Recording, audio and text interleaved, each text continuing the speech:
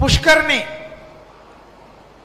கோயிலில் போயிட்டு விபூதி எல்லாம் அங்கங்கே கொட்டாதீங்க. நல்லெண்ணெய் எல்லாம் போட்டு தீபம் ஏற்றுற இடம் எங்கேயோ அங்கே மட்டும் ஏற்றுங்க.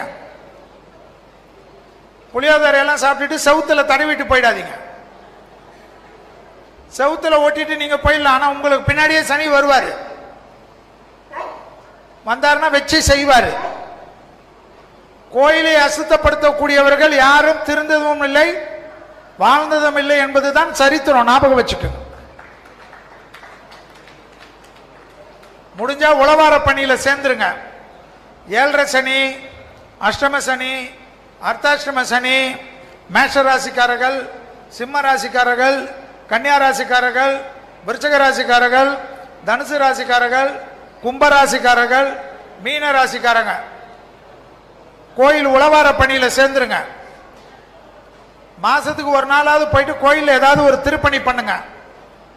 உங்களுக்கு கிடைக்காத அற்புதமான பரிகாரமாக இந்த உலகத்தில் பண்ணப்பட்டது எதுனா உளவார பணி தான். உளவார பணினாவே நம்ம ஆளுங்களுக்கு தெரியாது.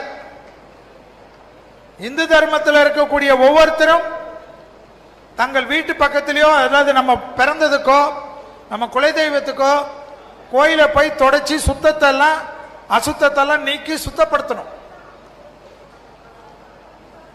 ஐயாவுடைய ஆதீனத்தில் இருக்கக்கூடிய கோயில் எல்லாம் வாலண்டியர்ஸ் இது உண்டு. போய் சேர்ந்துருங்க. இல்லைன்னா வீடு பக்கத்தில் இருக்கிற வாலண்டியர்ஸ் உண்டு, சேர்ந்துருங்க. சந்தோஷமா அவங்க பிரிச்சு கொடுப்பாங்க. நம்ம ஆளுங்க உளவார பணியில் எதுல வருவாங்கன்னா மூலவருக்கு முன்னாடி விலைக்கு விடுறதுல மட்டும் ரூல் இத லைனை கட் பண்ணி லைனை கரெக்டா விடுறதுல மட்டும் வந்து நின்னுப்பாங்க. ஏன்னா சாமியை பார்த்துக்கிட்டே இருக்கணும். அதுவும் செய்யுங்க, ஆனா கிளீனிங்கும் செய்யுங்க. நான் மந்திராலய பீடத்தில் இருக்கிறேன். அந்த மந்திராலய பீடத்துக்கு நாங்கெல்லாம் ரெகுலரா போயிட்டு உளவார பணி செய்வோம். ஸோ திருநள்ளாறு என்பது பயப்படக்கூடிய இடமில்லை, அபயம் அளிக்கக்கூடிய இடம். திருநள்ளாறு ஒரு மனிதன் வந்துட்டு போனாவே சனி தோஷம் மட்டும் தீராது,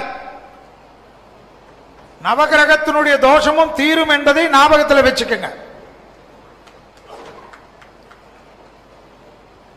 சனி பகவானோட மோசமானவர் இருக்காரு. நிறைய பேருக்கு ரிசர்ச் கிடையாது. யாரு? புதன். நிறைய ஜோதிடர்களுக்கு இப்பதான் ரிசர்ச் பண்றாங்க.